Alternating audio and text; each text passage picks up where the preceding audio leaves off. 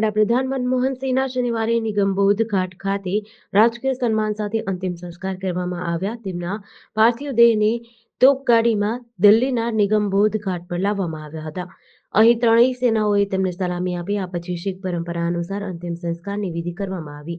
મનમોહનના પત્ની ગુરશરણ કૌર, મોટી પુત્રી ઉપેન્દરસિંહ, બીજી પુત્રી દમનસિંહ અને ત્રીજી પુત્રી અમૃતસિંહ નિગમ ઘાટ પર પહોંચ્યા હતા. આ પરિવાર વડાપ્રધાન મોદીને મળ્યો હતો. સોનિયા, પ્રિયંકા, રાહુલ અને કોંગ્રેસના વરિષ્ઠ નેતાઓએ નિગમબોધ ઘાટ પર તેમને શ્રદ્ધાંજલિ આપી હતી. રાષ્ટ્રપતિ મુર્મુ, વડાપ્રધાન મોદી, રક્ષામંત્રી રાજનાથ પણ તેમને વિદાય આપવા પહોંચ્યા હતા. અંતિમ સંસ્કાર વખતે પણ મનમોહન સિંહને તેમની મનપસંદ વાદળી પાઘડી પહેરાવવામાં આવી હતી. વડોદરાના દરજીપુરા વિસ્તારમાં દરોડા પાડવા ગયેલી એસએમસીની ટીમ પર હુમલો થતા પીઆઈએ 2 રાઉન્ડ ફાયરિંગ કરવાની ફરજ પડી હતી.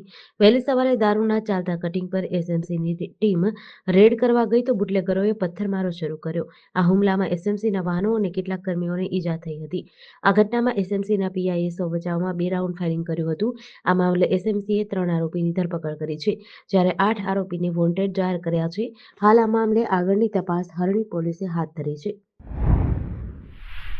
આજરોજ ભાવનગર પોલીસ દ્વારા છેલ્લા 1 વર્ષ દરમિયાન શહેરના જિલ્લાના કુલ 8 પોલીસ મથકો હેઠળ પકડવામાં આવેલો ₹2 કરોડથી વધુની કિંમતના ઇંગ્લિશના દારૂ બિયરના જથ્થાનો નાશ કરવામાં આવ્યો હતો.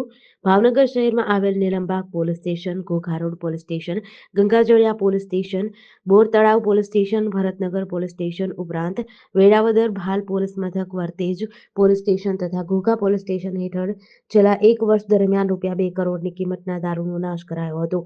10 લાખથી વધુ ઇંગ્લિશ દારૂની અલગ-અલગ બ્રાન્ડની બોટલો, એ જ રીતે બિયરની બોટલ તથા ટીનનો પણ નાશ કરવામાં આવ્યો હતો.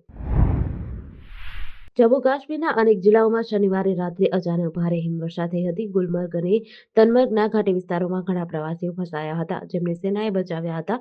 સેનાએ જણાવ્યું, અચાનક ભારે હિમવર્ષા અને રસ્તાઓ બંધ થવાથી 30 મહિલાઓ અને 8 બાળકો સહિત 68 લોકોને સલામત સ્થળે ખસેડવામાં આવ્યા હતા.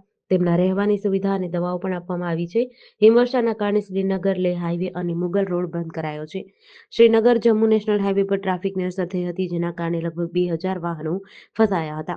શ્રીનગર ઇન્ટરનેશનલ એરપોર્ટ પર 5 ફ્લાઇટ રદ કરાઈ હતી. અહીં ઠંડીની સાથે મેદાની વિસ્તારોમાં પણ વરસાદ જોવા મળ્યો હતો. શુક્રવારે દિલ્હીમાં 24 કલાકમાં 9.1 mm વરસાદ નોંધાયો હતો.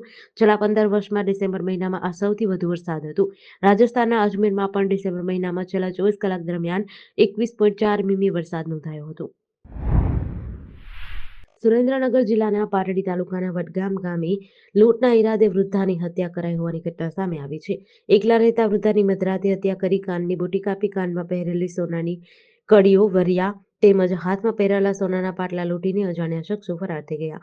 વહેલી સવારે ગ્રામજનોએ જાણ કરતા પોલીસ દોડી આવી હતી. વૃદ્ધા પોતાના ઘરમાં સૂતા હતા ત્યારે અજાણ્યા શખ્સોએ ચોરી લૂંટના ઈરાદે ઘૂસ્યા હતા. આ દરમિયાન શાંતિબેન ડોડિયા જાગી જતા શખ્સોએ વૃદ્ધા સાથે ઝપાઝપી કરી નિર્દયતાપૂર્વક હત્યા કરી હતી.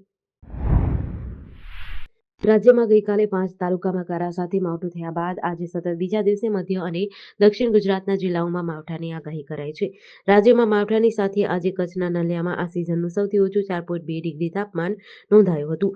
વાતાવરણમાં આવેલા પલટાના કારણે આવતીકાલથી ઠંડીનું જોર વધવાની આગાહી છે. વાતાવરણમાં આવેલા પલટાના કારણે ખેડૂતોની ચિંતા વધી છે. રાજ્યમાં હવામાન વિભાગ દ્વારા 26 થી 28 ડિસેમ્બર સુધી માવઠાની આગાહી કરાઈ હતી. શુક્રવારે સાબરકાંઠાના વિજયનગર, ખેડાના કપડવંજ, ડાંગ, મહીસાગરના બાલાસિનોર અને અરવલ્લીના બાયડમાં કમોસમી વરસાદ થયો હતો. આજે પણ હવામાન વિભાગ દ્વારા છોટાઉદેપુર, નર્મદા, તાપી અને ડાંગ જિલ્લામાં કમોસમી વરસાદની આગાહી કરી છે. વાપીથી ભેલાડમાં લગ્ન પ્રસંગમાં ગયા બાદ 7 વર્ષીય બાળક અચાનક ગુમ થતા પરિવારે અપહરણની ફરિયાદ નોંધાવી હતી, જેમાં બાળક 39 કલાક બાદ વાપીની દમણગંગા નદી પાસે સીઈટીપી પ્લાન્ટ નજીક ઝાડી ઝાકરામાંથી બેભાન હાલતમાં મળ્યો હતો. આ કેસમાં મુંબઈમાં રહેતા બાળકના પિતરાઈ મામાએ જ પ્રેમિકાને 30 લાખ આપવા અન્ય 2 વ્યક્તિને ₹10 લાખની લાલચ આપી અપહરણ કરાવ્યાનું પોલીસ તપાસમાં બહાર આવ્યું છે. પોલીસે બાળકને સારવાર અર્થે ખસેડી આરોપીઓને ઝડપવા ચક્રો ગતિમાન કર્યા હતા, જેમાં પોલીસે લગ્ન પ્રસંગે હાજર વ્યક્તિઓને ટ્રેસ કરતા 3 વ્યક્તિઓ લગ્ન મંડપ વિસ્તારમાં અને જે જગ્યાએથી બાળક મળ્યો એ જગ્યાએ હોવાનું જાણવા મળ્યું હતું, જેથી 2 આરોપીને મુંબઈથી ઝડપી લીધા હતા. જોકે મુખ્ય આરોપી ઝડપાયો ન હતો. જે આરોપી આગ્રા હોવાની માહિતી મળતા આગ્રા પોલીસની મદદ લઈને તેને પણ ઝડપી પાડ્યો હતો. સુરત શહેરમાં સતત વધી રહેલા ગુનાખોરીના કિસ્સાઓ વચ્ચે પાંડેસરા અને ઉધના વિસ્તારમાં થયેલી ગંભીર ઘટનાઓએ શહેરમાં ચકચાર મચાવી છે. આ બંને ઘટનાઓમાં જ્યાં એક તરફ જૂની અદાવતના કારણે યુવકની જીવલેણ હત્યા થઈ, બીજી તરફ બીઆરટીએસ બસમાં તોડફોડ કરનારા શખ્સોએ લોકોને ગભરાવી દીધા. બંને કિસ્સામાં પોલીસે કડક કાર્યવાહી કરતા આરોપીઓના વિસ્તારમાં સરઘસ કાઢી કાયદાનો પાઠ ભણાવ્યો હતો. પોલીસે ઘટનાની ગંભીરતા સમજી તાત્કાલિક કાર્યવાહી કરી. આ કેસમાં અનિકેત સંજય ભામરે તેમજ કાર્તિક બંડભાઈ ગાવડે, પવન સંતોષ રાઠોડની ધરપકડ કરવામાં આવી હતી. હિંમતનગરમાં ઈડર સ્ટેટ હાઈવે પર નાની વહરવાડમાંથી 5 દિવસ પહેલા રાત્રિના સમયે ચોરી થયેલી ઇકો વિદ્યાનગરી પાસેથી ચોરી કરનારા શખ્સ સાથે બી ડિવિઝન પોલીસે ઝડપી પાડ્યા હતા. હિંમતનગરના નાની વહરવાડમાં રહેતા અને વેપારી મોહમ્મદ રફીક અહેમદભાઈએ નોંધાવેલી ફરિયાદમાં જણાવ્યા અનુસાર 24 ડિસેમ્બરના રાત્રે તેમણે પોતાની ઇકો હેડક્વાર્ટર્સ સામે મોચીલાનમાં આવેલી કરિયાણાની દુકાન આગળ પાર્ક કરી હતી, જ્યાંથી અજાણ્યા શખ્સો તેને ચોરી ગયા હતા. ત્યારબાદ મોહમ્મદ રફીકે ગુરુવારે અજાણ્યા શખ્સ વિરુદ્ધ બી ડિવિઝન પોલીસ સ્ટેશનમાં ફરિયાદ નોંધાવી હતી. હિંમતનગરમાં પોલીસ હેડક્વાર્ટર્સ સામે આવેલી ગલીમાં ચોરી કરી હતી, જેના લઈને પોલીસે ₹2.15 લાખની ચોરી થયેલ ઇકો સાથે શખ્સને ગુનામાં અટક કરીને કાર્યવાહી હાથ ધરી હતી. અમરેલી જિલ્લામાં આવેલા રાજુલા જાફરાબાદ પંથકમાંથી પસાર થતા ભાવનગર સોમનાથ નેશનલ હાઈવે ઉપર દીપડાનું મોત થયું છે. રાજુલા નજીક આવેલ છતડિયા ગામ નજીક આવેલ બ્રિજ પાસે દીપડો હાઈવે ક્રોસ કરતા કોઈ અજાણ્યા વાહનના અડફેટે આવતા દીપડાને ગંભીર ઈજાઓ પહોંચી હતી. ઈજાગ્રસ્ત દીપડાને માર્ગ ઉપર અન્ય વાહન ચાલકો જોઈ જતા વન વિભાગને જાણ કરતા રાજુલા રેન્જની ટીમ દોડી હતી. જોકે ત્યાં સુધીમાં દીપડાનું મોત થયું હતું. વન વિભાગે દીપડાના મૃતદેહનો કબજો લઈ એનિમલ કેર સેન્ટરમાં પીએમ મધ્યે ખસેડ્યો હતો. વન વિભાગની ટીમ દ્વારા ઘટના સ્થળે સ્કેનિંગની કામગીરી હાથ ધરી દીપડા સાથે કયા વાહનનો અકસ્માત થયો તેને લઈને સીસીટીવી કેમેરાની ચકાસણી હાથ ધરી છે.